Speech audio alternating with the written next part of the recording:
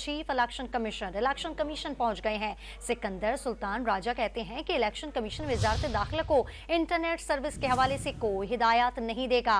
हम कहें mobile service खोल दें और दहशतगर्दी का कोई वाक़या हो जाए तो कौन जिम्मेदार होगा। फरीज़ा है हमारा, इसमें हम सबको अपना हिस्सा डालना चाहिए। इलेक्शन कमीशन पूरी तरह तैयार है। सिक्योरिटी की अरेंजमेंट्स हों या दीगर इंतज़ाम हों वो मुकम्मल हैं और हम कॉन्फिडेंट भी हैं और अल्लाह ताला से की मदद हमारे साथ है इंशाअल्लाह।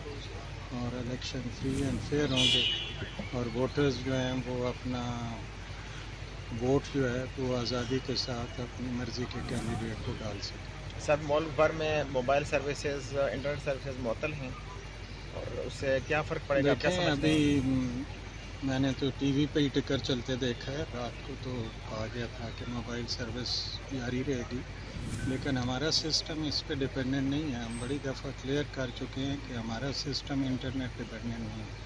हमारी प्रेपरेशंस पे इसका कोई असर नहीं। सर, करोड़ों लोगों ने वोट डालना है। 8300 आज लोग इस्तेमाल करेंगे, वो लोग अपनी मालूमात हासिल नहीं कर सकेंगे। ये देखें, this is beyond election commission. Balochistan में जो 2 अनफॉर्चुनेट टेररिस्ट अटैक हुए हैं और उसमें काफ़ी ज़्यादा शहादतें हुई हैं, तो ये चूँकि लॉ एंड ऑर्डर एजेंसीज जो हैं उनका डिसीजन होता है।